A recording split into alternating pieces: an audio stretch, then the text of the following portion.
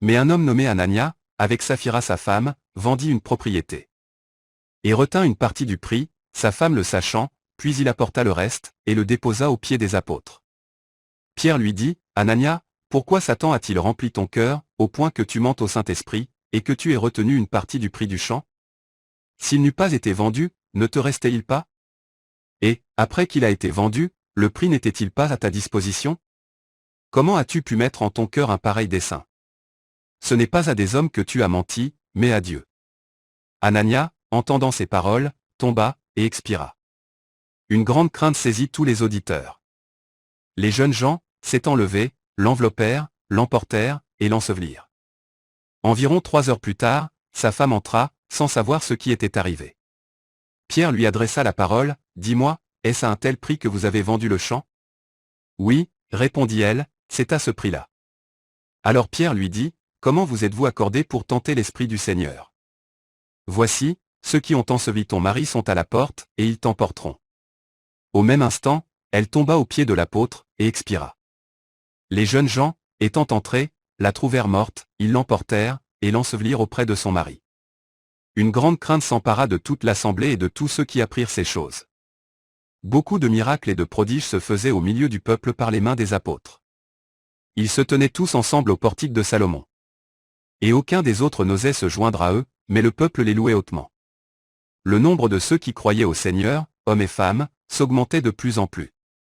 En sorte qu'on apportait les malades dans les rues et qu'on les plaçait sur des lits et des couchettes, afin que, lorsque Pierre passerait, son ombre au moins couvrit quelqu'un d'eux. La multitude accourait aussi des villes voisines à Jérusalem, amenant des malades et des gens tourmentés par des esprits impurs, et tous étaient guéris. Cependant le souverain sacrificateur et tous ceux qui étaient avec lui, savoir le parti des Sadducéens, se levèrent, remplis de jalousie. Mirent les mains sur les apôtres, et les jetèrent dans la prison publique. Mais un ange du Seigneur, ayant ouvert pendant la nuit les portes de la prison, les fit sortir, et leur dit. Allez, tenez-vous dans le temple, et annoncez au peuple toutes les paroles de cette vie. Ayant entendu cela, ils entrèrent dès le matin dans le temple, et se mirent à enseigner.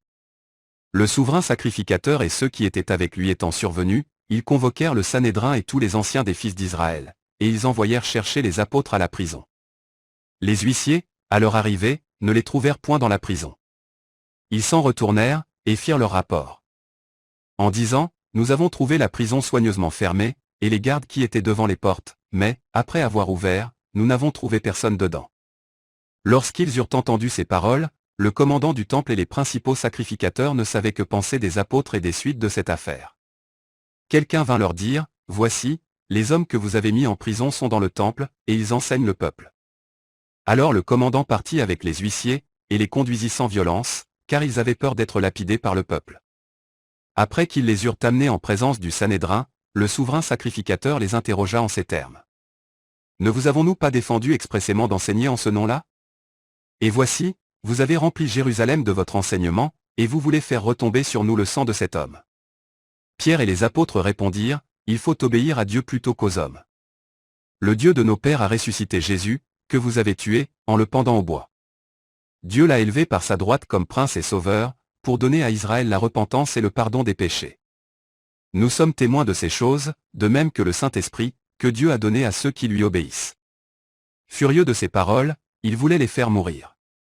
Mais un pharisien, nommé Gamaliel, docteur de la loi, estimé de tout le peuple, se leva dans le Sanhédrin, et ordonna de faire sortir un instant les apôtres. Puis il leur dit, hommes israélites, prenez garde à ce que vous allez faire à l'égard de ces gens.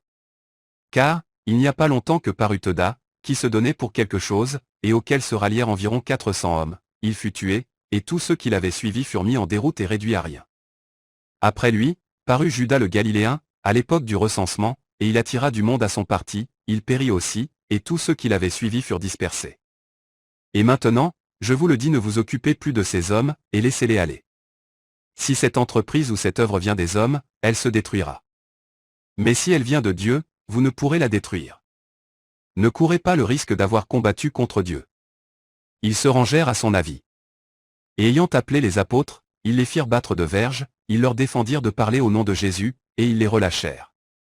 Les apôtres se retirèrent de devant le Sanhédrin, joyeux d'avoir été jugés dignes de subir des outrages pour le nom de Jésus.